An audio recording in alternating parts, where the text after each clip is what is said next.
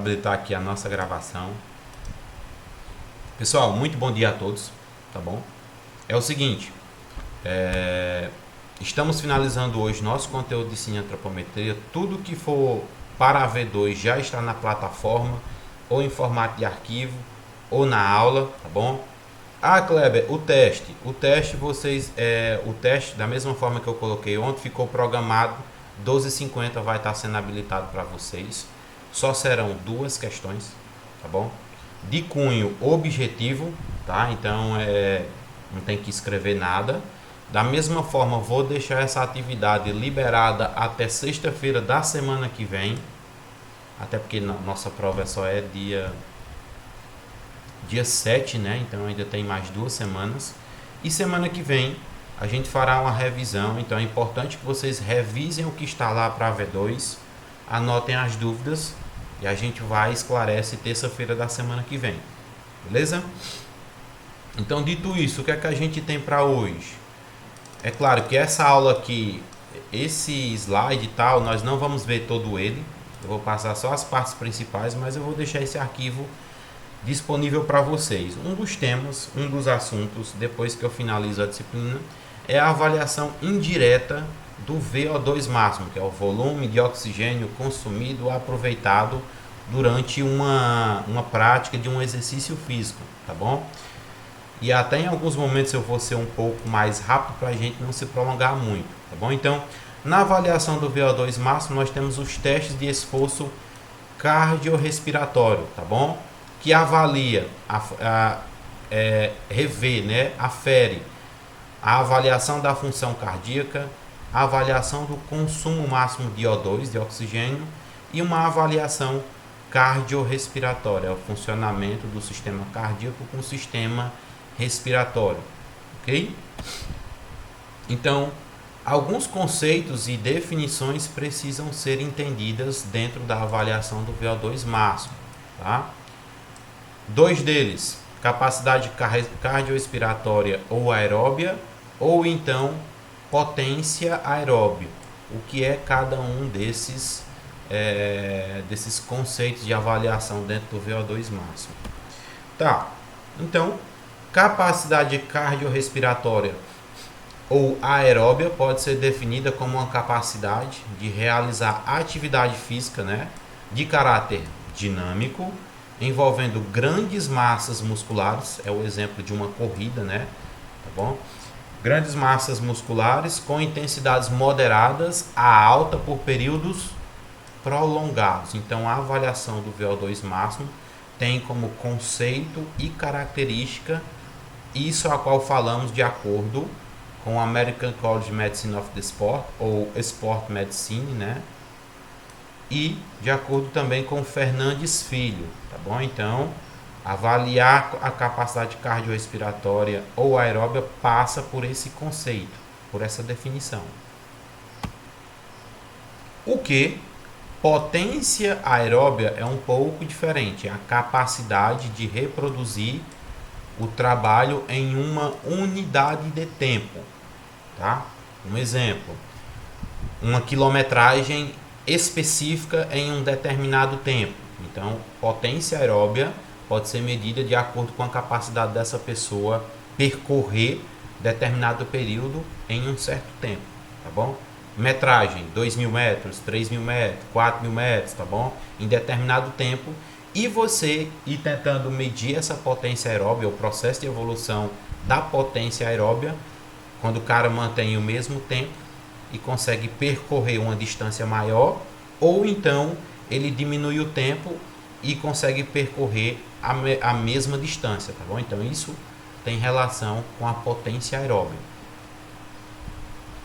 Beleza.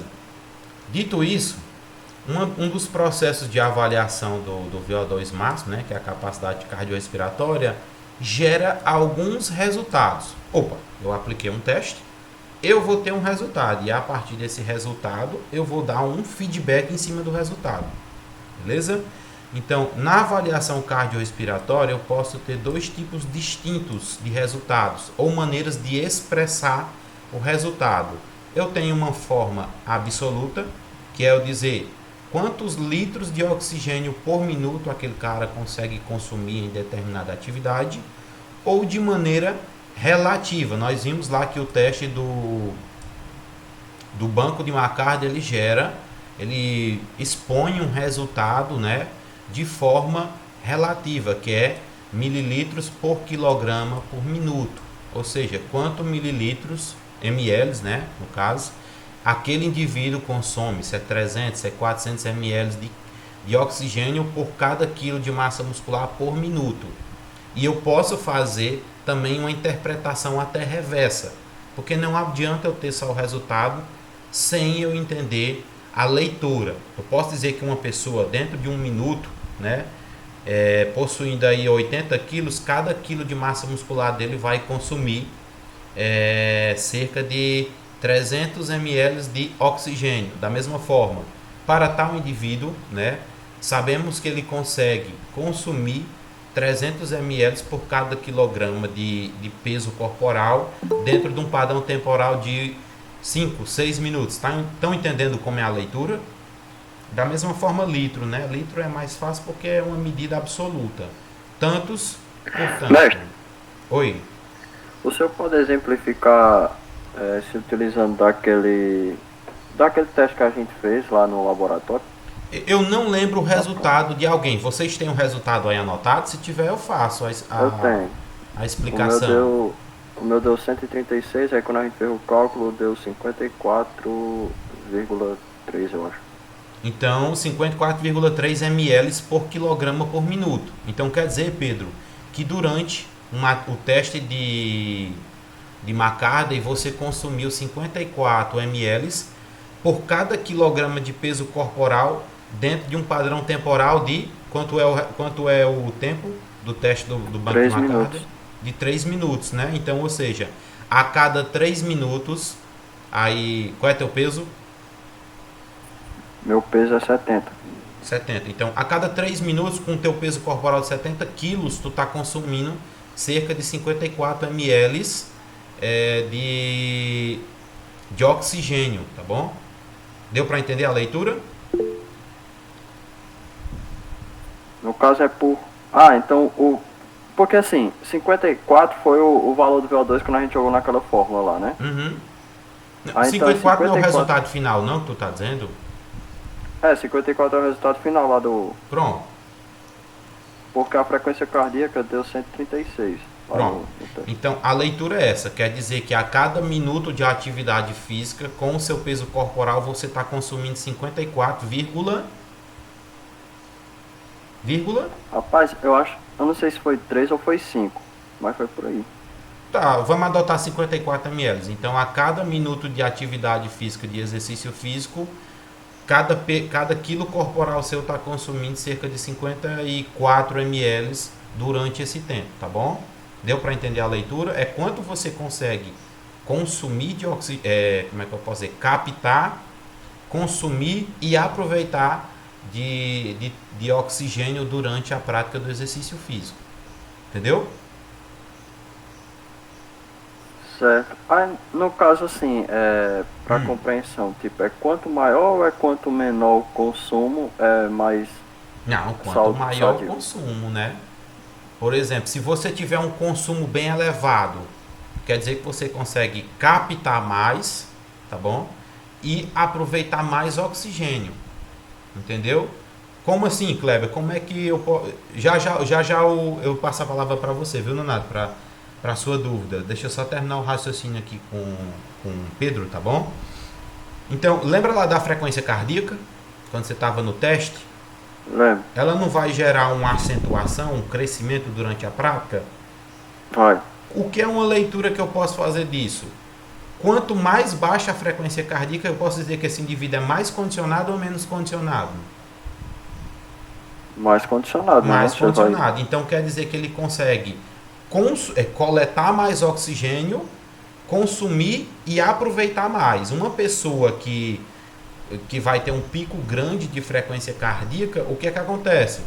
Quer dizer que ela tem que respirar mais. Consequentemente, quando a gente está respirando mais, a frequência aumenta, tá bom? Porque ela não consegue captar ou até que ela até pode ser que ela consiga captar, mas ela não consegue consumir e aproveitar o oxigênio em formato de energia. Deu para entender agora? É uma relação inversamente proporcional. Quanto menor a frequência cardíaca, quer dizer que mais oxigênio eu estou conseguindo consumir e aproveitar com mais qualidade. Tá bom?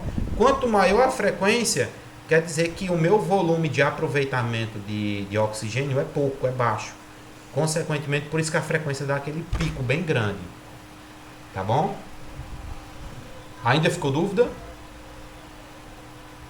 Não, beleza. Deu para esclarecer agora, né? Quando a gente até olhou lá na tabela, 54, não, se eu não me engano era acima de 53, já era considerado excelente, né? Pois então, é lembrar disso. Por que ele coloca acima? Porque valores acima daquele teto ali, quer dizer que a pessoa está muito bem condicionada, ela tem uma boa capacidade cardiorrespiratória, tá bom? Um bom funcionamento tanto do sistema respiratório como também do sistema cardiovascular.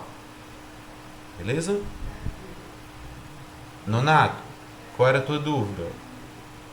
Ou estava dentro da dúvida do Pedro?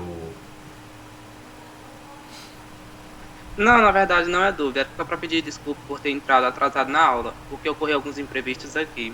Não, beleza, sem problema, tá bom? Então, dando continuidade, ok? Então, essas daqui podem ser duas formas de leitura da capacidade cardiorrespiratória. Eu posso ler em formato absoluto, que é litros por minuto, ou eu posso ler num formato relativo, que é ml por quilograma por minuto, tá? Então, é claro, vários testes, já falei para vocês que existem vários testes e tudo vai depender do público em que você está trabalhando e como você quer avaliar ele, tá bom? Então, nós temos a avaliação cardiorrespiratória e uma das formas de utilizar é através dos ergômetros, né? Então, ergômetro significa ergo, trabalho, né?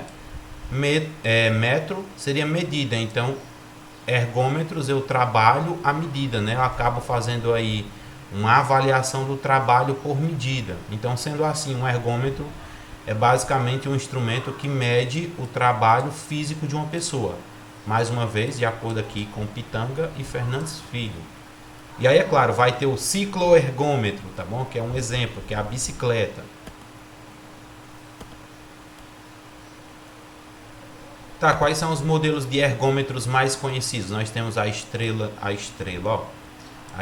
rolante, o banco, que é aquele teste que a gente viu do McCartney, o teste de campo, que pode ser, já usando um exemplo para entender, o teste de 6 minutos lá do ProExpo, ou então o teste de 12 minutos, que segue o mesmo padrão, né? No teste de 12 minutos, que é um teste de pista ou campo, dependendo da consideração, mas seria mais campo, eu tenho que multiplicar o número de voltas que o indivíduo realiza pelo perímetro da área que eu demarquei, tá bom? Então, se eu demarco lá um retângulo que possui de comprimento 20 metros de comprimento e na largura 10, quando eu for calcular o perímetro é 20, 20, 40, 10 e 10, né? 40 com 10 dá 60. Então, quando eu dou uma volta completa no perímetro, eu completei 60 metros. E aí, é claro, no teste de 12 minutos, eu tenho que pegar o número de voltas vezes o perímetro, somado também com uma volta final, tá bom? Que é, às vezes o cara não completa, passa da linha de chegada e eu tenho que fazer uma aferição da medida, se ele percorreu 3, 4 metros e somar com o resultado final. E aí depois tem também, mais uma vez, a tabela de referência. Eu só adiantei porque pode ser que não dê tempo de chegar nesse teste aí do de Cooper, 12 minutos. Tá, então os modelos de ergômetros, nós temos o banco, esteira rolante, testes de campo, que aí vai depender do protocolo, e os cicloergômetros, tá bom? Então são os equipamentos utilizados para avaliar a condição cardiorrespiratória. Podem ir do modelo ou do padrão ouro até o padrão bronze, tá bom? Ou seja, um padrão ouro seria você estar fazendo um exercício ou na bicicleta, no cicloergômetro, um exercício não, uma avaliação um cicloergômetro com uma máscara de gás, é igual aquelas máscaras acho que é da aeronáutica, não sei se é o certo que eu estou falando. O cara coloca a máscara e vai ter um equipamento no peito dele, tipo uma mochila. A mesma coisa para a esteira. Quem tem dúvida disso é só olhar uma avaliação física de um jogador de futebol, vocês vão compreender bem. Lá é a avaliação de ponta, né? Tá, beleza, Kleber. Então existem diferenças na avaliação de, por exemplo, da esteira, quando eu faço uma avaliação cardiorrespiratória na esteira e quando eu faço uma avaliação cardiorrespiratória na bicicleta. Bora verificar. Na esteira, reproduz melhor o que? O gesto do dia a dia. Então eu teria uma característica que a gente estudou bem antigamente, né, nas nossas primeiras aulas de ciência antropometria, de fidedignidade. O teste da esteira se assemelha muito a um gesto do dia a dia, que é caminhar ou correr, tá? Também na esteira eu tenho uma maior alteração cardiovascular, porque eu vou estar mexendo com mais segmentos corporais, tá bom? E na bicicleta, menor solicitação cardiovascular, dá-se em detrimento porque na bicicleta você está sentado, tá bom? E é claro, na bicicleta eu tenho uma maior probabilidade da fadiga local, tá bom? E não cardiovascular. Então, na esteira, eu tenho um esforço mais pesado no meu sistema cardiovascular. Já na bicicleta, eu teria um desgaste físico muscular local. Exemplo, na musculatura do meu quadríceps, né? Quem faz muita bicicleta sabe que fadiga bastante essa musculatura. Ah, Kleber, mas qual dos dois é melhor? Depende do que é que você tem disponível, tá bom? Tudo se adequa, não é o que é o melhor, mas aquilo que você pretende avaliar para quem e com qual equipamento você tem disponível, tá bom? Então, efeitos padrão de atividade física e do grau de suporte externo, né, nas demandas metabólicas e cardiovasculares. Então, o exercício cardiorrespiratório gera um padrão de atividade, um suporte externo, né, que vai ter demandas metabólicas e principalmente demanda cardiovascular. Exemplo, nós temos aqui, por mais que vocês não possam ver, mas identificar totalmente as imagens, nós temos aqui como se fosse uma representação de um teste de esteira, né, na situação A, situação B, situação C, situação D, que é um teste progressivo, tá bom? O que seria um teste progressivo? À medida que o tempo aumenta, a progressão do exercício, a carga, a intensidade aumenta, tá bom? De que forma? É claro que aqui a gente estaria contando, né, com uma esteira que tenha inclinação. Então, ou seja, eu vou ter um tempo determinado para poder gerar uma inclinação da minha esteira. E essa inclinação, ela aumenta tanto a inclinação como também a velocidade, ou então ela pode aumentar somente a inclinação e manter a velocidade. Qual o porquê disso, Kleber? À medida que eu for inclinando, o exercício vai ficar mais pesado. É só um exemplo bem prático para você compreender. Se você caminha numa reta, você vai ter uma certa demanda cardiovascular, uma certa demanda de consumo de oxigênio para conseguir praticar aquela atividade. Se você vai tentar subir uma ladeira, mesmo que seja na mesma velocidade, tá bom? Que você manteve na reta, você vai precisar consumir mais oxigênio porque a inclinação altera a intensidade do exercício, tá bom? E aí, é claro, um exemplo aqui seria a velocidade de 5,5 km por hora, né? Com inclinação de 14% para uma massa corpórea de um indivíduo de 75 kg. A partir disso, eu conseguiria gerar um resultado ou obter uma avaliação, né, do VO2 máximo absoluto, que seria quanto que esse indivíduo consome em litros de oxigênio por minuto, tá? E aí uma medida também utilizada seria a FC, a frequência cardíaca, o BPM, batimentos por minuto, ok? Então, dentro da avaliação, eu também posso, da avaliação do VO2, eu posso ter duas interpretações, que é o VO2 máximo e o VO2 pico, tá? Vamos entender o que é cada um deles. Ou seria VO2 máximo ou seria VO2 pico, né? Então, critérios para identificação do VO2 máximo. Se eu quero realizar o teste de VO2 máximo, quais critérios eu devo seguir? Então, frequência cardíaca não se eleva mesmo com aumentos da intensidade do exercício.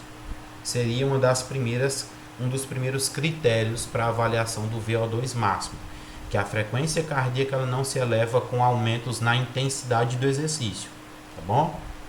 Segundo critério, estabilização do volume de oxigênio, tá? E aí, é claro, tem-se um equipamento para poder medir isso. Terceiro critério na avaliação ou para identificar o VO2 máximo, concentração de lactato, né? Todo mundo lembra como é isso aqui, já deve ter visto em fisiologia do exercício ou até mesmo em bioquímica, acho que mais principalmente em bioquímica para vocês estão pagando, né? 8 milimols por litro, né, de produção de lactato durante aí a atividade. Classificação da percepção de esforço, opa, já entrou dois aqui. E é claro, percepção, né, classificação da percepção de esforço maior do que 17 na escala de Borg. Toda vida que eu for fazer um teste de esteira, principalmente de bicicleta, que o indivíduo está estático e ele consegue visualizar essa classificação, eu vou ter lá um banner, uma cartolina, ou seja, alguma coisa que ilustre a percepção de Borg. A percepção de Borg ela vai além dos 17, são cerca de 17 níveis ou até mais, tá bom? E aí, é claro, durante a aplicação do teste, tipo 1 minuto, 2 minutos, com certa inclinação, você pergunta para o avaliar estar na esteira. Na classificação de Borg, número. Aí, é claro, o número, cada número representa uma intensidade, tá bom? Então, quando a classificação ou a percepção do esforço está em 17 ou maior do que 17, quer dizer que já está utilizando aí um VO2 máximo dele. Já está no limite do que ele consegue consumir e aproveitar de energia, tá? E, em último, um dos critérios para a identificação do VO2 máximo seria a razão de troca respiratória, tá bom? Que aí é uma medida na qual a gente não vai entrar especificamente, mas essa razão de troca respiratória seria ou só poderia ser medida através de um analisador de gases, tá bom? Que é o que? A máscara. Quando você coloca a máscara, quando você fizer o processo inspiratório e expiratório, eu vou conseguir analisar quanto de oxigênio entrou e quanto que saiu aí de CO2, volume de CO2 consumido e volume de oxigênio que foi coletado, tá bom? Seria uma razão entre o volume de CO2 e carbono que foi expelido dividido pelo número de VO2 que foi consumido, tá bom? Que fez a entrada no processo inspiratório. Mestre, Oi. o senhor pode explicar esse primeiro ponto aí? Quando a frequência cardíaca não se eleva? Sim, porque tipo, se eu aumentar a intensidade, consequentemente eu vou me esforçar mais e ela aumenta. Exato. Essa parte que eu não entendi. Pronto. Aqui quando eu estou falando é só como se fosse um dos critérios para poder realizar o quê? Uma identificação do VO2 máximo, tá bom? Eu não posso obter somente através da frequência cardíaca, tá? Eu acho que aqui eu coloquei foi um erro, mas a frequência cardíaca não se eleva mesmo com aumentos na intensidade do exercício, tá?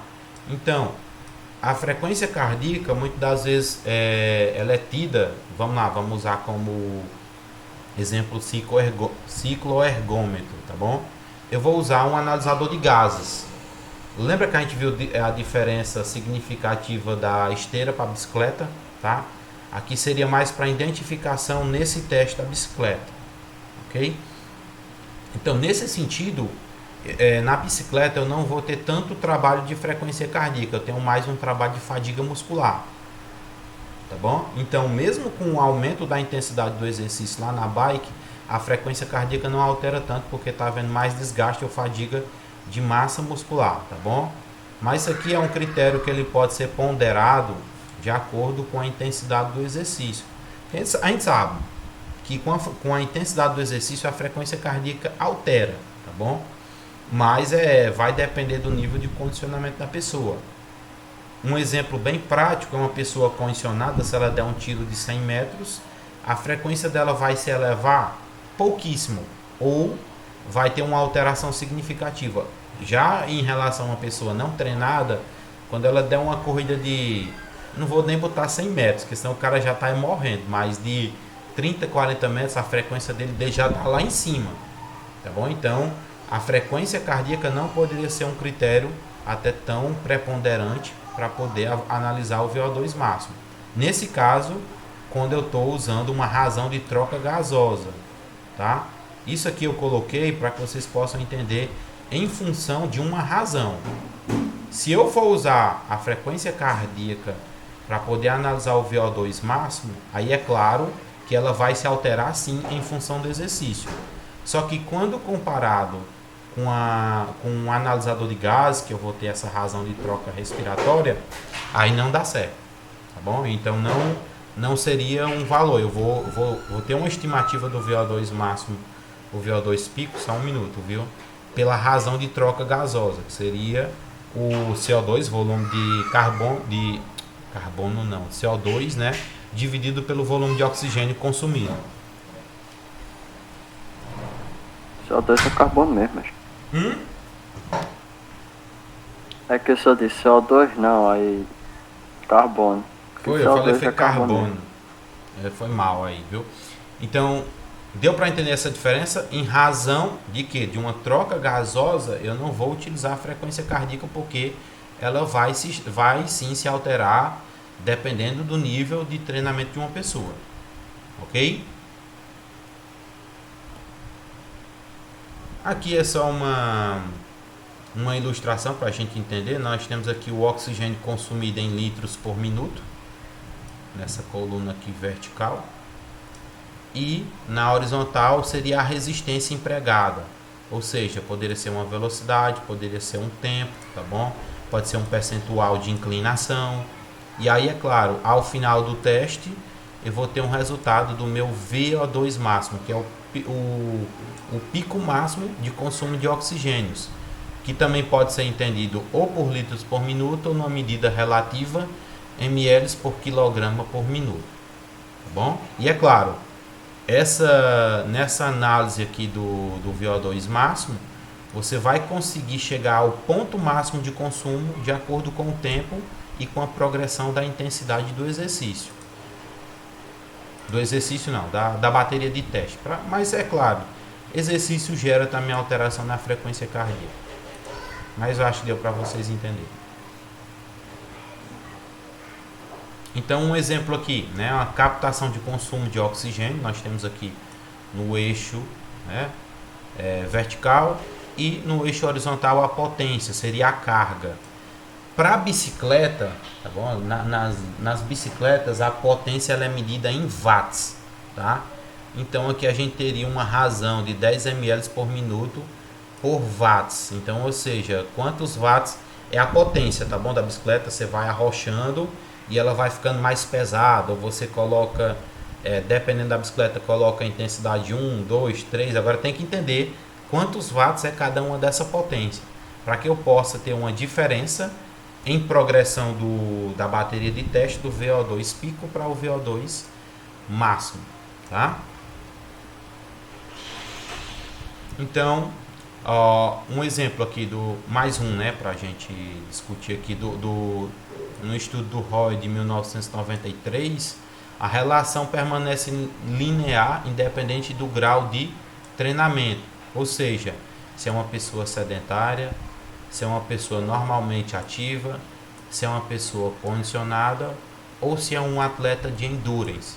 Nós vamos aqui o work rate, né, os watts, que é a potência que vai ser implementada durante o teste, de 100 a 500 watts, e o VO2 em litros por minuto, ou seja, até 5 litros o consumo de VO2 de litro, VO2, desculpa, até 5 litros do consumo de oxigênio por minuto. Então, à medida que eu for aumentando a progressão do exercício, dependendo da situação, do nível de treinamento do indivíduo, tá bom? A relação entre o treinamento e o grau ou intensidade do exercício, ela permanece de forma independente.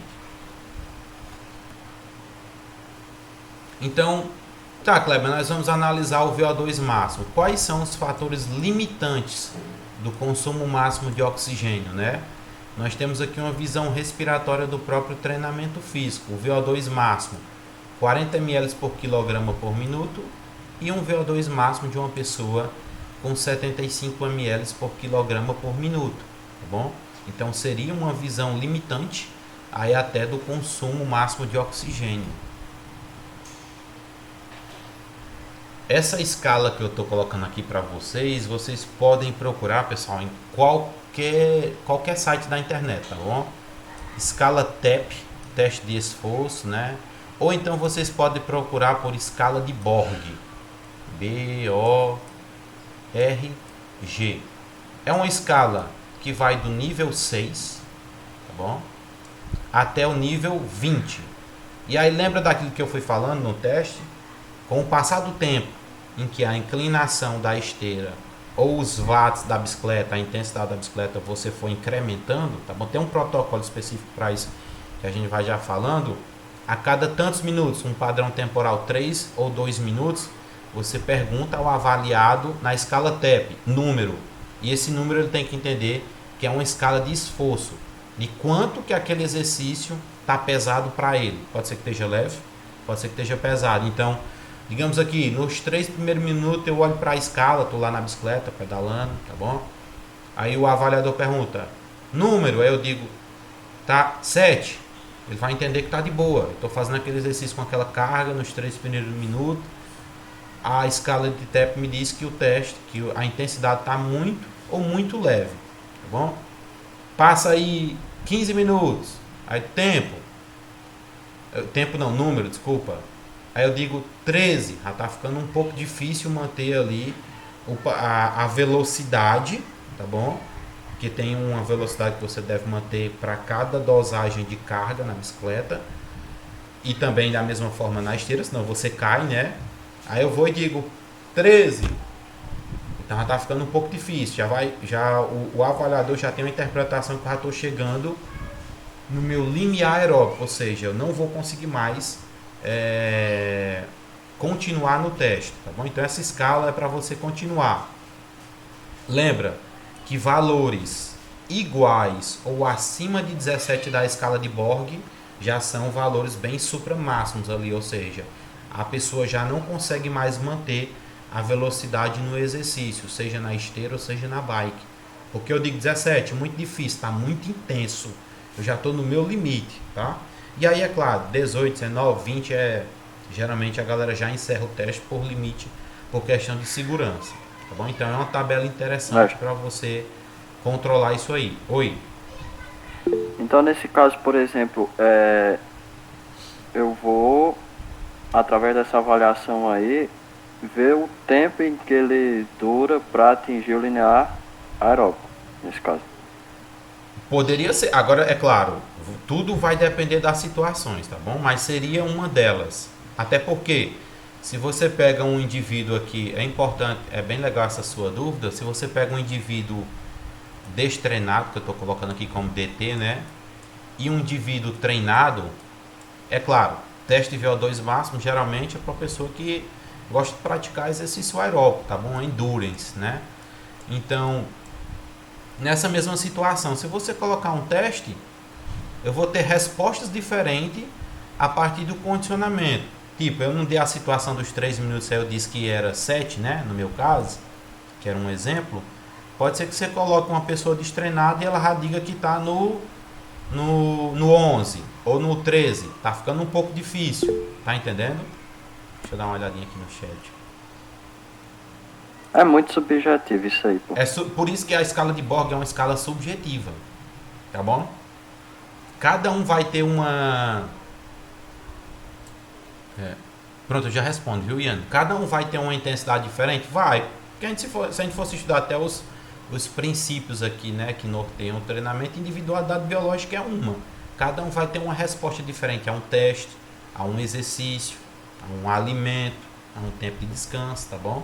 E aí, é claro, Quanto mais treinado o indivíduo, melhor vai ser o resultado dele nesse teste. É claro, dependendo da modalidade. Você não vai passar um teste de VO2 máximo com um bodybuilder porque você vai fazer o cara infartar na bicicleta ou na esteira.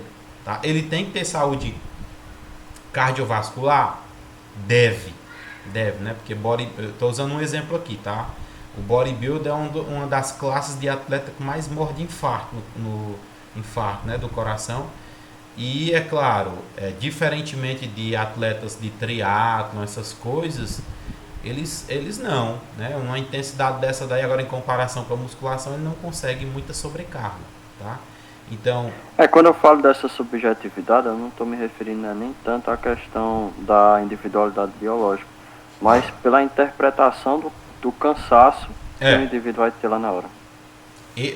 Até porque o avaliado, ele vai dizer um número, mas às vezes a expressão corporal dele já adianta que ou tá leve demais e ele, é claro, acabou se subestimando, né? Ou então tá pesado demais e ele não quer dar o braço a torcer. Vai dizer que o exercício já tá chegando quase na inclinação máxima. É claro, não vai, né? Porque não tem quem suporte, mesmo indivíduos muito treinados.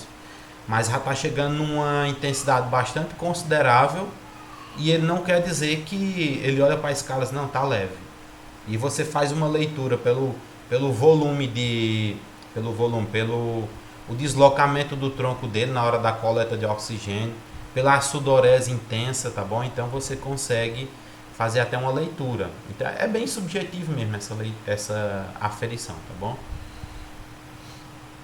Pronto, Ian, para que eu possa responder, eu só queria entender como assim na alta intensidade, em que contexto específico tu fez essa pergunta? Para que eu possa responder de uma forma mais fácil. Porque quando você vai analisar, fazer qualquer tipo de teste, né? Não, ó, qualquer tipo de teste, ele todos os testes têm uma característica de ser progressivo, tá? Ele começa numa certa intensidade, leve e tal, e à medida que vai passando o tempo, e aí dependendo do protocolo, se é um protocolo de esteira, vou usar um exemplo bem claro. Se é um protocolo de esteira, em que a medida a cada 3 minutos, dependendo aí se é Faulkner, se é... Já a gente vai ver, eu esqueci o nome do outro. Então, retornando. Então, se a medida do protocolo, a cada 3 minutos eu tenho que empregar uma carga de velocidade, de inclinação da esteira, quer dizer que é um sistema progressivo de avaliação. É uma progressão para eu tentar chegar no limite físico da pessoa. Nesse caso, VO2 máximo, para não haver nenhuma confusão. Então, ele não começa na alta intensidade, só que ele vai terminar em alta intensidade. Por quê? Alta intensidade você só consegue manter por determinado tempo. É o exemplo. Se eu já estou ali na minha inclinação máxima e com a velocidade um pouco elevada da esteira, que eu não consigo mais acompanhar a lona, quer dizer que o teste já chegou numa intensidade alta que eu não consigo mais manter de forma satisfatória no teste. Parou ali. Entendeu? Então o teste ele é progressivo. Ele inicia de forma leve e vai progredindo nas cargas e intensidades. Tá bom?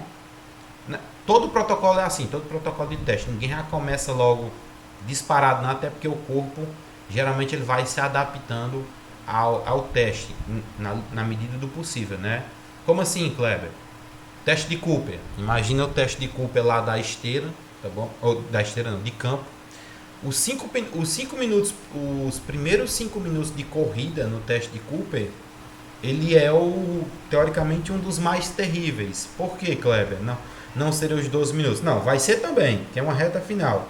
Mas nos 5 primeiros minutos você está ajustando frequência cardíaca, passada, velocidade, consumo de oxigênio, tá bom? É igual uma prática de exercício físico. Às vezes você está começando, os primeiros minutos são os mais difíceis. Quando o teu corpo está se adaptando à intensidade, tá bom? Aí, é claro, você consegue desempenhar melhor aquela tarefa. Você consegue ir até o final do teste, tá bom? Então, o teste de Cooper é um exemplo bastante prático disso aí, que o indivíduo deve se manter correndo o máximo de tempo possível, não em piques de velocidade, mas numa velocidade constante. Então, os 5 primeiros minutos é ajuste da musculatura, do ângulo, da própria, como é que eu posso dizer, de volume de oxigênio que está sendo mandado, tá bom? Então, acho que deu para entender, né? Posso continuar. Qualquer dúvida vocês podem colocar aí. Tá, Kleber. Então, beleza. Até então nós entendemos aí grandes passos ou grandes pontos da avaliação do VO2 máximo. Na avaliação do VO2 máximo, eu vou ter vários tipos de testes. Foi o que eu falei para vocês em toda a disciplina de antropometria, né? Eu vou ter testes diretos, eu vou ter testes indiretos, eu vou ter testes máximos, eu vou ter testes submáximos, tá bom? Que vai gerar resultados ou estimativas através de equação, do tempo do teste, da frequência cardíaca, da velocidade ou da inclinação, tá bom? Então, teste cardiorrespiratório pode ser direto, indireto, máximo ou submáximo. Quais as medidas que podem ser geradas através desses testes aí, dessas categorias? Pode ser, eu posso obter ou resultados ou estimativas através de equação, do tempo do teste, da frequência cardíaca, da velocidade do teste ou da inclinação do teste, tá bom? Então, discutindo para a gente entender mais especificamente o método direto e o método indireto, quais são as vantagens e as desvantagens de cada um deles. No método direto, como vantagem, eu tenho uma análise direta de quem? Do VO2 máximo. Ainda como vantagem, tá? Uma vantagem ainda também do método direto é uma representação gráfica. Eu vou ter um gráfico com uma representatividade. E aí, claro, eu tenho que saber fazer uma leitura do gráfico, ok? Então, essa daí são uma das duas vantagens do método direto. Beleza, Kleber. Quais seriam as desvantagens, os pontos negativos prós? Não representa o gesto esportivo, tá bom? Então, é diferente porque não se aproxima do gesto esportivo. E, em alguns casos, a desvantagem é porque é um teste que pode ser constrangedor, tá bom? Tá, e nos testes, nos métodos indiretos, quais são as vantagens e desvantagens? Primeira vantagem, a análise ela é indireta, tá bom? Então vai ter uma margem de erro. Ela possui um baixo custo, equipamentos mais acessíveis. Outra vantagem, ela é e pode ser similar ao gesto esportivo. Opa, coisa boa. E ela é muito mais cômoda do que mesmo num teste direto, tá bom? Tá, Kleber. Ou coisa boa, mas quais são aí as desvantagens? Maior margem de erro. Essa seria a maior desvantagem do método indireto, tá bom? Então, diferenças entre testes para que eu possa executar um teste máximo e um teste submáximo, tá bom? No teste máximo, o que é que eu tenho que ter? Presença de um médico no VO2 máximo, tá bom? Eu estou aplicando o VO2 máximo ou condição cardiorrespiratória. Eu tenho que ter um desfibrilador, porque é um teste máximo. Esse cara vai no limite dele, pode ser que ele sofra uma parada cardíaca. E aí eu vou ter que ter um médico para reanimar o cara. Eu vou ter um resultado direto através do teste máximo, né? Mas pode também ter complicações associadas ao teste de esforço que parecem ser relativamente baixas. Conhecimento de quando não realizar o teste e encerrar. Então aqui seria também uma das características do teste máximo. E capacidade de lidar com situações de emergência. Então, uma pessoa, principalmente ali no... Vamos usar o exemplo aí dos CTs de futebol, né? Que quando o jogador é contratado, ele tem que passar por uma bateria de testes. E aí o CT de futebol, o centro de treinamento, né? Ele tem todos esses equipamentos, ou pelo menos deveria, porque ele vai fazer um teste de esteira máximo. E aí ele tem que ter a presença do médico. Todo clube esportivo, né? Como é que eu posso dizer? De um certo poder aquisitivo aí, poder econômico, já tem o seu próprio médico. E aí, é claro, o médico vai ter que ter desfibrilador, ele vai ter que fazer uma boa leitura do resultado direto, vai ter que entender as complicações associadas ao teste, tá bom? Vai ter que ter um conhecimento de quando realizar ou encerrar o teste, tá bom? Para que eu possa até mesmo não colocar o meu atleta numa situação de emergência. Já vou falar uma situação de treinamento. Então aí são testes máximos. E os testes submáximos, Kleber? Não há obrigatoriedade de um médico, tá bom? Não há obrigatoriedade de um desfibrilador. O resultado ele é indireto, tá bom? Ele é mais cômodo e os riscos associados ao teste submáximo ainda são bem baixos comparados a quem? Aos testes máximos. Exemplo, dificilmente você vai ver uma pessoa, num teste submáximo, por exemplo, do McCarthy, tendo uma parada cardíaca, salvo se ele tiver uma complicação cardiovascular bem acentuada. Ou até mesmo, aqui eu também já posso fazer uma leitura no teste submáximo e parar, encerrar o teste. Tá bom, pessoal? Então, uma situação de treinamento. Não sei se vocês sabem, mas todo jogador ou todo tipo de atleta faz vários exames físicos, tá bom? E um dos marcadores que eles utilizam é o CPK, né? Que é a creatina fosfoquinase. Quando está com CPK muito alto, tá bom? Quer dizer que houve uma grande agressividade ali, resultado de um treinamento. Quando a gente compara diversas modalidades, exemplo, no futebol, tem jogador de futebol com CPK de 35 mil. Ou seja, que é um nível de agressividade muito grande, tá bom? Ao treinamento. Então, lá eles tentam baixar a todo custo esse CPK.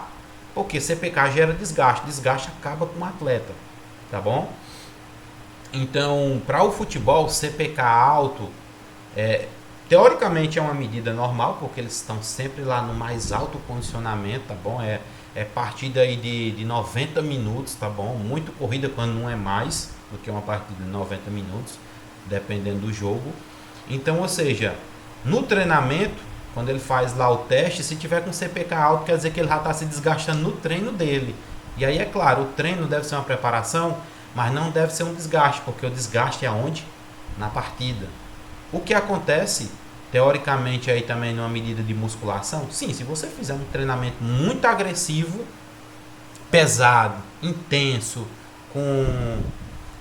e aí é claro, isso aqui pode se aplicar, essas leituras podem se aplicar a qualquer modalidade esportiva, tá bom? Então, no caso da musculação, um CPK 3.000, 4.000 já é uma lesão bem considerável, quer dizer que você conseguiu depletar bastante, ou seja, criar muita microlesão, muita inflamação. Tá mais elevado do que isso, muito cuidado, viu? Eu não estou dizendo também que a leitura de CPK, um limite é 2, 3 mil, não. Aí é uma questão, como é que eu posso dizer, até bioquímica, que cabe vocês, se interessarem por isso, entender quando tiver um paciente, um cliente de personal trainer, o cara faz um teste de sangue que mostra e tu olha, está bom. Opa, tá bom? Então, por exemplo, um exemplo aí de perca de massa muscular, ou de overtraining, né? Dificilmente uma pessoa normal ela entra numa situação de overtraining, porque tem que ter 3 situações: má alimentação, desgaste físico e pouco tempo de sono. E mesmo assim, às vezes o treino dele não é eficiente para poder fazer aí ele chegar num overtraining, tá bom? Vamos lá. Então, um exemplo aqui de um teste cardiorrespiratório seria o protocolo de Bruce, tá bom? O protocolo de Bruce é um protocolo de avaliação do VO2 máximo, da condição cardiorrespiratória, tá bom? Que é realizado em esteira. É considerado uma avaliação indireta. De que forma, Kleber? É um teste que vai ter duração aí, eu posso dizer assim, ilimitada não. Você vai ver aqui, ó, 3, né? 6, 9, 12, 15, 18, 22 minutos, tá? E aí é claro, por que eu estou dizendo isso? No protocolo de Bruce, você vai colocar um indivíduo na esteira, e essa esteira tem que ter um mecanismo, primeiro, de velocidade, segundo, de inclinação, ok? E a inclinação da esteira, a velocidade da esteira, ela deve ser medida em milhas por hora, ou então você deve fazer a conversão de milhas por hora para quilômetros por hora, ok? Nesse sentido, o indivíduo vai subir na esteira, vai começar a caminhar. Nos 3 primeiros minutos, a minha esteira, tá? Ela vai estar com uma velocidade de 1,7 milhas por hora, com uma inclinação 10% de inclinação, tá? Quando passar 3 minutos, aí chegou, bateu 6 minutos, eu vou aumentar a velocidade e vou aumentar a inclinação. E vai ser assim sucessivamente até quando o indivíduo não conseguir mais manter a caminhada ou a corrida, dependendo do nível, na esteira. E aí eu vou anotar o que, em que tempo, em que velocidade e em qual inclinação ele parou. Exemplo, vê aqui, ó. Imagina aí que um homem ativo, tá? Eu coloquei aqui embaixo só para vocês verem aqui a fórmula específica, tá? Nós temos 4 fórmulas específicas, que é o homem cardiopata, o homem sedentário, o homem ativo e a mulher ativa, tá? Tem mais situações também. E aqui o VO2, a fórmula, né? Que é um exemplo, o homem cardiopata, o VO2 máximo dele é igual, abre parênteses, 2,327 vezes o tempo, fecha parênteses, mais 4,07. Aí você vai ter um resultado para poder fazer a leitura. Então, o exemplo, imagina que um homem ativo, ele encerrou o teste dele no 4º estágio. E aqui, é claro, eu vou somando, né? No 4º estágio, então ele fez 3 minutos, 6, né? 12 minutos, não, 9 minutos e 12 minutos. Então ele praticou, conseguiu permanecer 12 minutos no teste de Bruce, tá? Ele conseguiu manter a velocidade até no máximo de 4,2 milhas por hora. E a inclinação da esteira chegou a 16%. Eu jogo isso na fórmula. Então, o VO2 máximo dele é igual, né? 3,778 vezes o tempo. Qual foi o tempo? 12 minutos. Mais 0,19. Ok? O VO2 dele máximo é considerado 45,53. Tá bom? E aqui nesse caso eu poderia dizer que foi 45,53 ml por quilograma por minuto. Pessoal, dúvidas sobre o protocolo do Bruce?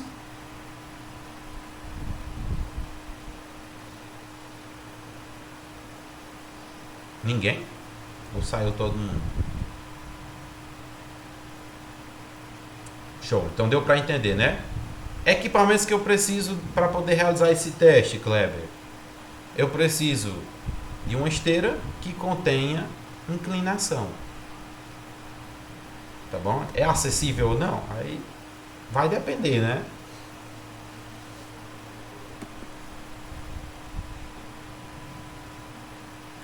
E aí, é claro, vários são os testes de esteira, tá bom? E protocolos. Nós também temos aqui o protocolo do Naughton, tá bom? Que segue a mesma situação. O tempo, né? Só que ele é um protocolo um pouco maior, que aí tem aqui 3, 6, 9, 12... 15, 18, 22, 25, 28 minutos de duração. É claro, muito dificilmente uma pessoa chega a 28 minutos, tá? E aí tem a modulação da velocidade, que a esteira vai, à medida que passar o tempo, eu vou aumentar a velocidade, e além da velocidade eu vou aumentar também o percentual de inclinação, tá? Aqui o VO2 máximo, a fórmula seria 4,46 mais, abre parênteses, 3,933 vezes o tempo, tá bom? Ou desculpa, aqui agora é outro protocolo. Esses cálculos aí vão cair na prova? Não. Não. Beleza. Nesse caso, pode ser que eu coloque, sabe qual? O que eu ensinei, que foi o do McCartney. Lembra do banco de McCartney? O problema, mestre, é porque, tipo, essa disciplina tem outros semestres que pagam. E o banco de McCartney foi feito na aula de fisiologia. Vocês não conseguiram ver o teste do banco na cineantropometria? Não. Mas No caso, assim, foi na preceptoria de fisiologia que o senhor apresentou o banco. Então eu vou mudar. Vai ser o jeito de tirar. Outro protocolo que segue quase que o mesmo parâmetro dos anteriores, de esteira também, seria o protocolo de Elestville, que há uma diferença nos tempos em que você vai aplicar a velocidade e a inclinação. Tipo, o teste inicia com 3 minutos, depois passa por 2, 2, 2, depois 3 de novo, 2, 2 e 2. E aí, é claro, modifica-se a inclinação da esteira e a velocidade também. E aqui está a fórmula que eu estou deixando disponível.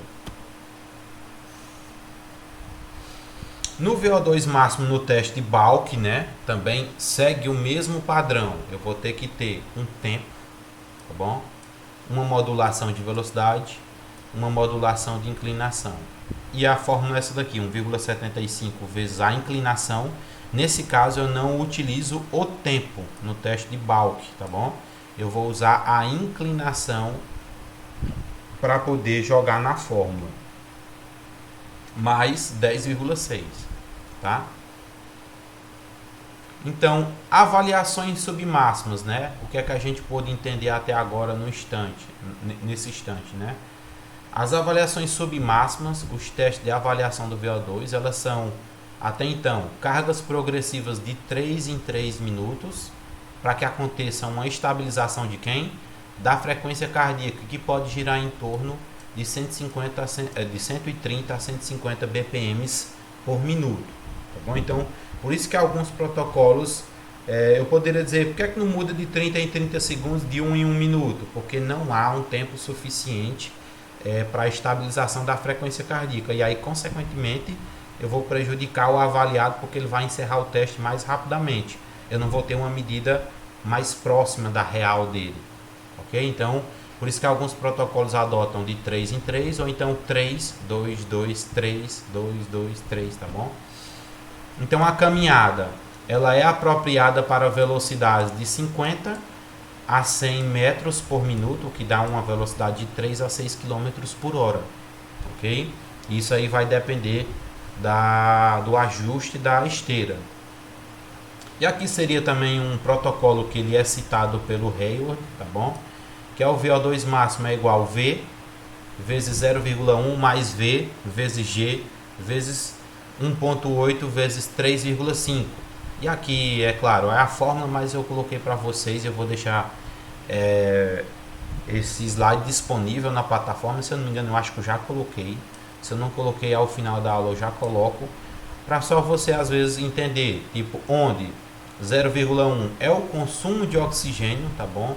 Em ml por quilograma por minuto, ao caminhar horizontalmente. V é a velocidade por minuto. 1,8 representa o consumo de oxigênio ao caminhar em um plano mais inclinado, que é o percentual de inclinação da esteira. G é igual ao percentual de grau de inclinação, tá bom? Exemplo, 15%, que é igual a 0,15, ou seja, 15 sempre vai ser dividido por 100. Ou, no caso, você vai pegar o resultado da inclinação e dividir por 100. Então, 3,5 é o consumo de oxigênio em repouso. Então, isso aqui são as medidas, a própria legenda para facilitar a aprendizagem da fórmula. Da mesma forma, tem o de Hayward, eu não vou citar. Deixa eu ver só mais um aqui que eu estava querendo falar para vocês.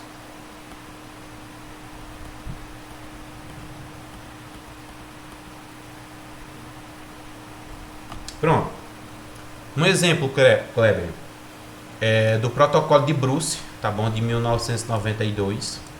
Que nesse caso ele não é mais em milhas por hora, mas ele é transcrito na velocidade quilômetros por hora, tá bom? Então eu tenho aqui cargas progressivas que podem alcançar até 85% da frequência cardíaca máxima. E aí você pode utilizar até o Carvonem como um padrão, que é 220 menos a idade, né? Então eu vou ter, nesse protocolo de Bruce, eu vou ter cerca de 6 estágios, que à medida de cada um desses estágios, eu vou colocar aqui a velocidade, da esteira, ou seja, 2,7 km por hora. E a inclinação também, tudo em função de quem? Do tempo. A cada 3 minutos eu vou aumentar a inclinação e vou aumentar a velocidade. Ao final do teste eu vou ter o estágio em que o indivíduo parou. E a fórmula que eu vou utilizar é essa aqui, também está ficando disponível aí para vocês, que é o VO2 máximo, né? Igual, abre colchete, 0,25 vezes a velocidade, tá bom? Então eu vou usar a velocidade em metros por minuto, mais, né, abre aí parênteses, 0,95 vezes G, fecha parênteses, mais 3,5.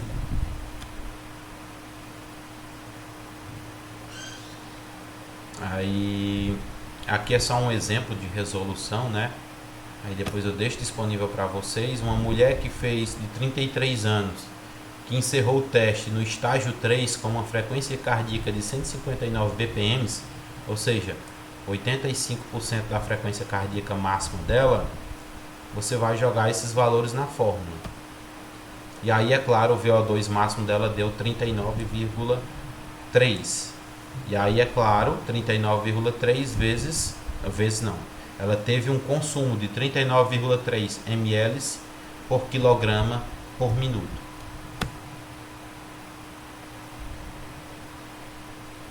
Eu queria pegar aqui agora o VO2, outro teste de VO2. Tá?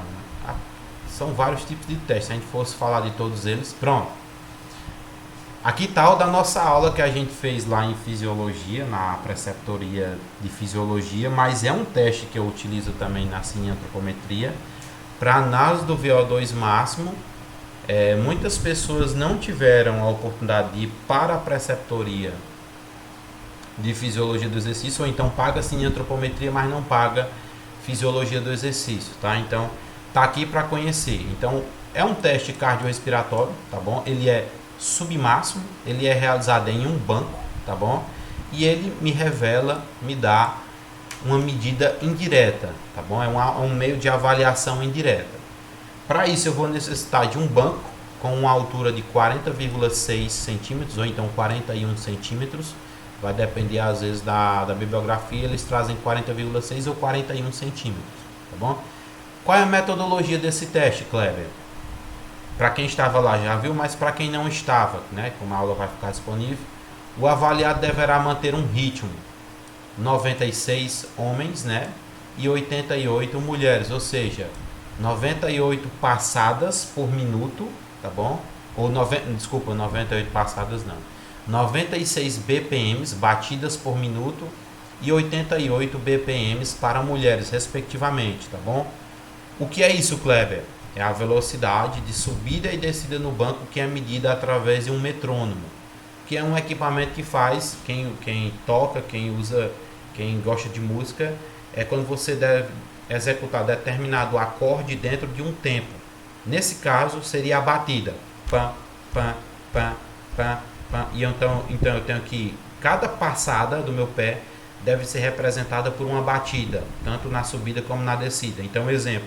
Eu estou no chão, eu vou começar a subir no banco, eu vou subir e vou fazer pam, pam, pam, pam. Eu vou acompanhar o equipamento nesse processo de subida e descida. Pam, pam, pam, pam. Então são 98 BPMs, 96 BPMs para homens e 88 BPMs para mulheres. Uma das primeiras dificuldades, e quem estava no dia da prática de fisiologia nota, é o encaixe no tempo dessas batidas. Eu vou ter que subir e descer no mesmo ritmo. Eu nem posso desacelerar, ficar abaixo do ritmo da batida, nem subir e descer mais rápido do que o ritmo da batida, tá bom?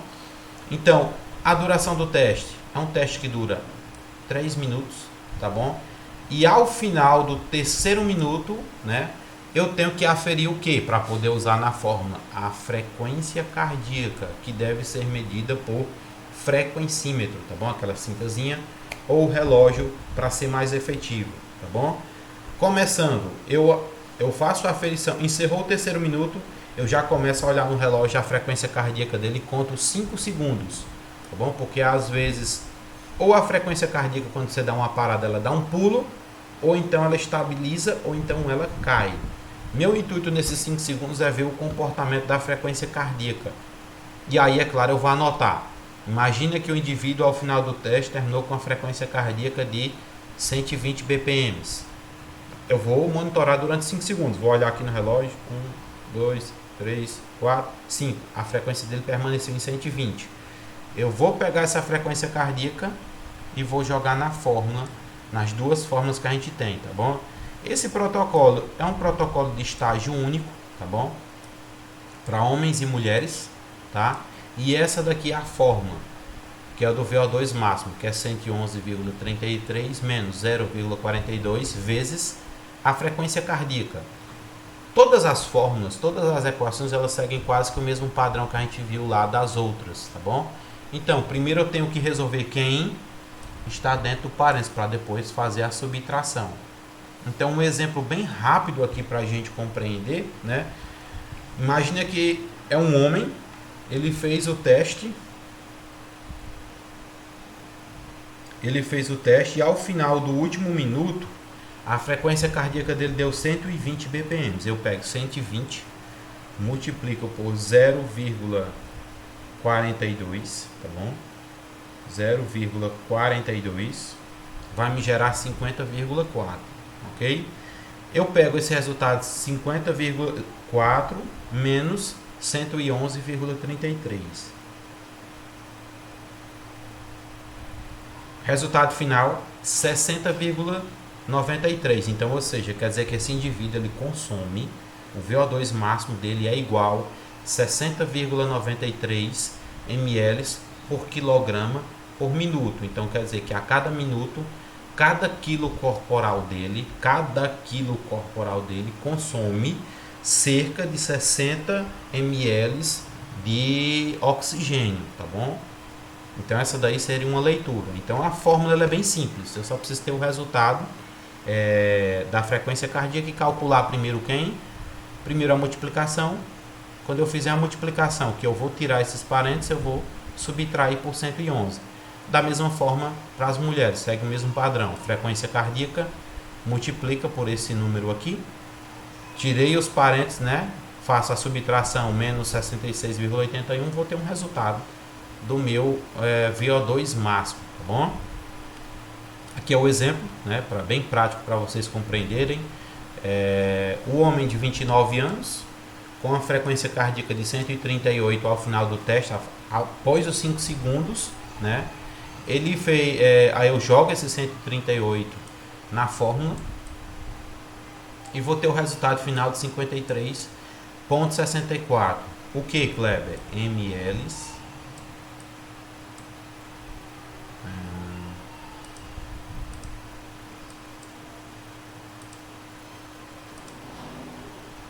então ml por quilograma por minuto. Então uma leitura, como é que eu leio isso aqui, Kleber? É só entender.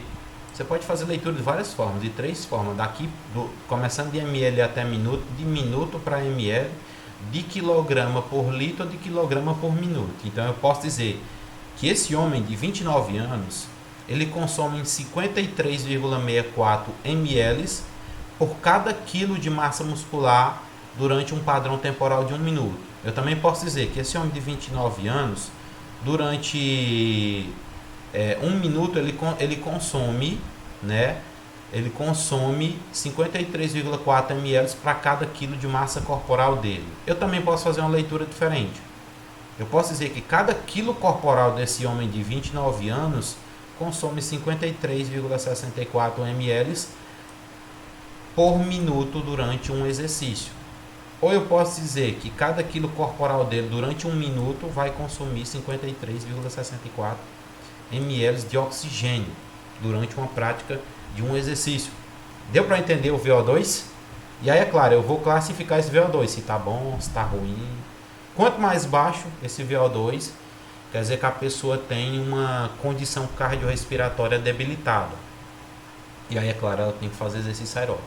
E exercício aeróbico é vida. Quem não faz exercício aeróbico não pode dar uma caminhada, né, que vai ficar ofegante. E até porque prejudica o processo aí anatômico do coração, né? Eu não trouxe essa imagem, mas eu já discuti ela com vocês na própria aula de fisiologia, e eu posso também discutir aqui quais são as diferenças de uma pessoa que só treina musculação e uma pessoa que treina musculação, mas faz exercício aeróbico, ou então só a pessoa que faz exercício aeróbico e a pessoa que faz a musculação. A anatomia do coração de uma pessoa que pratica musculação ela é diferente, ela tem a parede do átrio mais hipertrofiada, mais espessa, consequentemente ela vai ter uma câmara menor, com menor volume. Porém, o coração é mais forte, ela tem melhor capacidade de bombeamento. No contrário, uma pessoa que pratica exercício aeróbico, ela vai ter uma câmara mais volumosa. Consequentemente, ela consegue ejetar mais sangue. E aí tem os prós e contras. Exemplo, esse indivíduo que pratica endurance, né, exercício aeróbico, ela vai ter uma frequência cardíaca mais baixa. Menor a incidência até mesmo de infarto. No bodybuilder, que aí é a principal causa de morte, né, da musculação, não da musculação, calma aí para ninguém levar isso aí, Deus me livre. Mas do cara que é atleta da musculação, o bodybuilder, né, ele vai ter um coração mais hipertrofiado, consequentemente ele acaba trabalhando mais. Por isso que você vê indivíduos que têm alto volume de massa muscular, conversa com você fica agoniado com aquela respiração, né, ofegante, porque é muita massa muscular.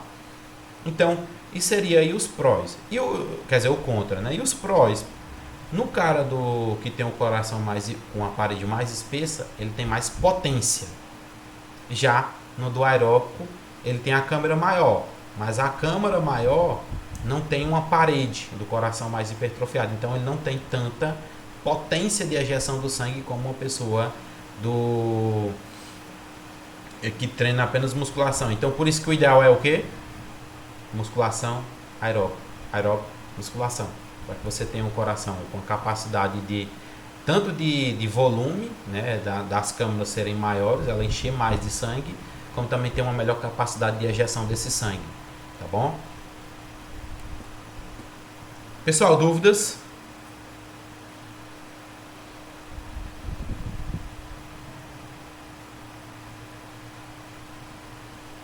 Rapaz, é protocolo demais, mano. É protocolo, viu? Pode falar, Nonato. Sim, tu vai falar, Pedro? Não, pode falar aí. Pode perguntar, viu, Nonato? Kleber, depois quando terminar essa aula, eu posso tirar uma dúvida pessoal contigo? Pode sim, viu? Pessoal, fora Pedro, Nonato, vocês têm mais alguma dúvida? Se não, a gente encerra por aqui a nossa aula, tá bom? Diga-se de passagem, ela foi... Mestre, só uma preocupação futura. No caso da avaliação, a gente tem que saber todos esses protocolos aí? Não, eu vou dizer assim, estuda aí o protocolo de Bruce, estuda o protocolo do McCartney, né? E as aulas anteriores, porque se a gente for focar nisso aqui, para você ter ideia, nesse slide que eu tenho 87 slides. Eu vou passar para vocês, mas a gente vai parar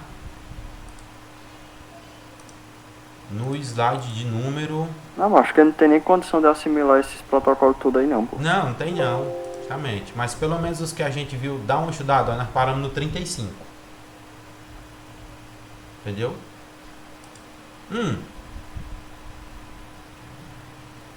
Deixa só eu falar isso aqui do de Cooper, que eu já tinha falado anteriormente, ok? Então, é claro, outro protocolo de avaliação do VO2, nós temos esse aqui. Então, estudem o protocolo de Bruce, o protocolo do McCartney e o protocolo do teste de Cooper, tá bom? Dessa aula de hoje, das outras estudos que tá lá. Objetivo, né? Percorrer uma maior distância possível no tempo, no padrão temporal de 12 minutos, tá bom? E aí, é claro, o VO2 máximo nesse teste, ele é extraído através da distância percorrida menos 504 dividido por 44,9. Essa daqui seria a fórmula para calcular o VO2 máximo através do teste de Cooper, tá bom? Ok? E observação, apesar de ser permitido caminhar durante o teste, o avaliador deve incentivar o cliente a percorrer a maior distância possível. Aqui você pode ter duas situações de avaliação cardiorrespiratória através do teste de Cooper. Você pode pegar a metragem final. Lembra daquilo que eu disse, que a gente pega uma quadra de futsal, marca, e aí tem uma ideia do perímetro que a pessoa vai correr, que é o total, né? E aí, quando você multiplicar pelo número de voltas, você vai ter uma distância. Você pode só pegar essa distância e comparar na tabela, tá bom? Uma tabela de referência para a sua idade, para o seu sexo, e você consegue analisar como é que está a capacidade cardiorrespiratória por meios. Avaliar sim, boa, ruim, tá bom? Dessa forma. Mas se eu quero utilizar o teste de Cooper para poder calcular o VO2, eu vou pegar o resultado da mesma forma. A distância percorrida ao final do teste, jogo na fórmula menos 504 e divido por 44,9. Aí eu vou ter um resultado em VO2 máximo, tá bom? Aqui, é claro, é a tabela do teste de Cooper, tá bom? Ok? Então eu posso ter a tabela, eu vou colocar para vocês, é bom que serve de referência para quando vocês estiverem precisando. Se for pela metragem, tá aqui até a tabela do teste de Cooper, que vai de 13 até mais 59 anos para homem e para as mulheres, tá bom? Então, se eu só quero analisar se a condição cardiorrespiratória dele está fraca, muito fraca, aceitável, bom, excelente. Então imagine que um indivíduo de 13 a 19 anos faz o teste de Cooper, percorre, ou seja, quer dizer que ele correu mais de 2.770 metros, quer dizer que para a idade dele, para o sexo masculino, a capacidade cardiorrespiratória dele está excelente. Tá, Kleber, mas eu quero entender quanto que ele consome de oxigênio, o VO2 máximo dele, que ele consome durante os 12 minutos. Aí você tem que pegar essa metragem, jogar nessa fórmula aqui que eu mostrei para vocês, e você vai ter uma leitura final, tipo VO2 máximo é igual a 54 ml por quilograma por minuto.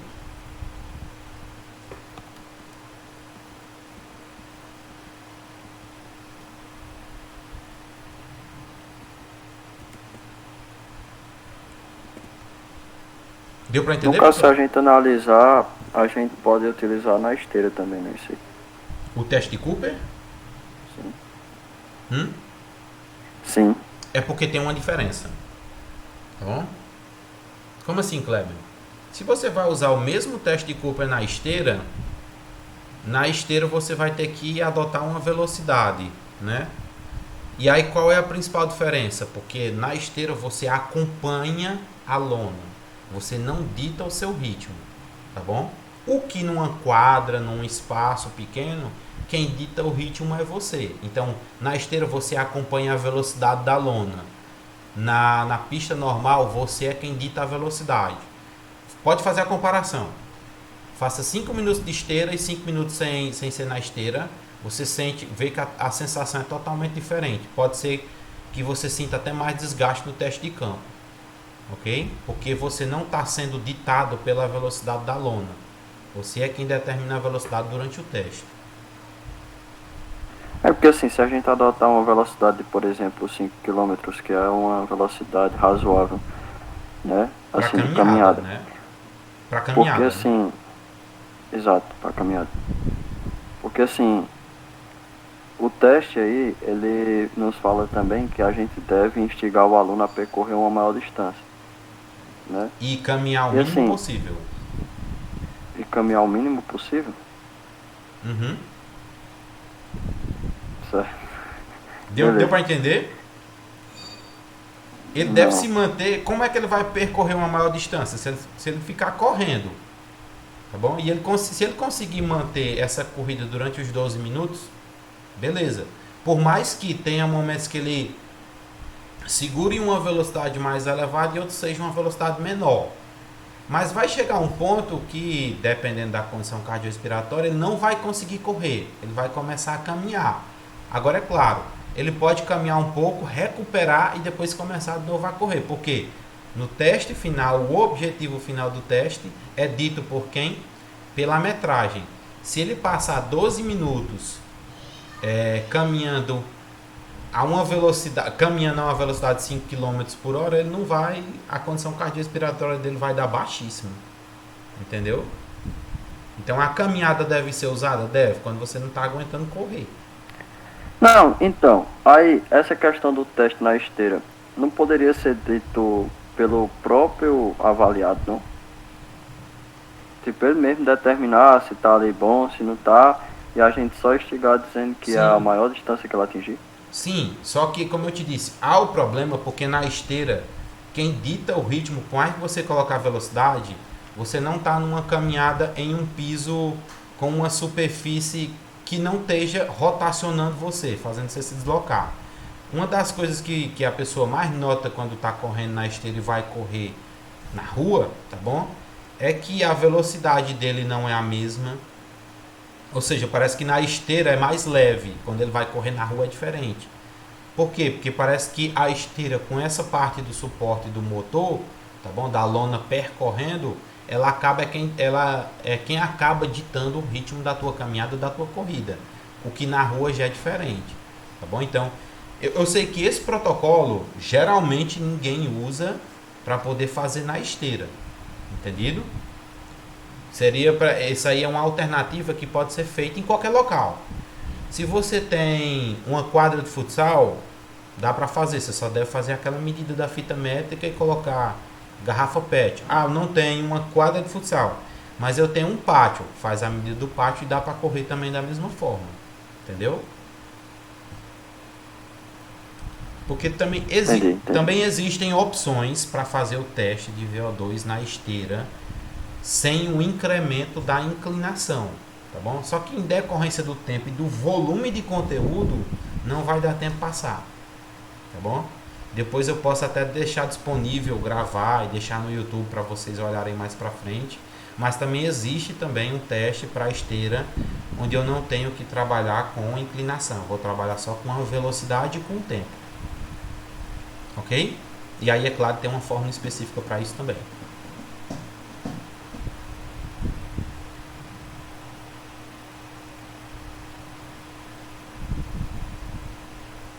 Isso, Iane, é um fator mecânico da esteira, tá? Porque a mecânica, por mais que seja eu que controlo a intensidade no botãozinho, mas a intensidade não é gerada por mim, tá bom? Quem gera a intensidade é a lona e eu tenho que acompanhar a lona.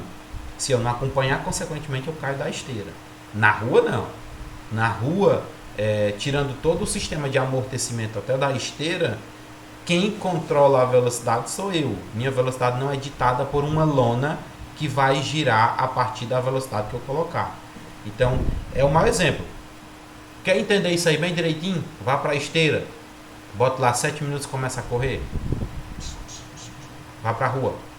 Não no mesmo dia, tá bom? Não no mesmo dia, porque senão você vai estar desgastado. Mas depois de 2 dias, descansou? Vai lá na rua. Corre 7 minutos. Você vai perceber que as alterações de frequência cardíaca, de volume inspiratório e expiratório, é o consumo de oxigênio, até a parte de temperatura, hipertermia, né, que você vai começar a sudorese a suar mais, em decorrência do aumento da temperatura para geração de calor e energia, vão ser maior. Tá bom? Dúvidas, pessoal? Ei, só uma, né? Quais as questões vão cair na prova, Kleber? Era boa a resposta para essa dúvida aí. Então, pessoal, a gente encerra aqui nosso conteúdo de AV2. Estudem o material que está no Canva. No Canva. Eu ia dizer Canvas, mas é Canva. Que está no Canva. Ou é Canvas, enfim. É Canvas mesmo. É Canvas, né? Canva é outra coisa. Então, estudem o material que está no Canvas, revisem as aulas no YouTube, anota suas dúvidas. Semana que vem a gente faz nossa revisão, tá bom? E aí vocês vão... E aí na outra semana é a V2, tá bom? Lembra, o teste libera 12h50, tá bom? Que eu coloquei programado. São apenas 2 questões. É sobre o que a gente vem discutindo nas nossas aulas. tudo bem? E aí você tem 2 tentativas. Alguma dúvida, pessoal? Por enquanto, não. Então, pessoal, bom descanso, bom almoço. Até semana que vem. Fiquem todos com Deus, tá bom? Tchau, tchau.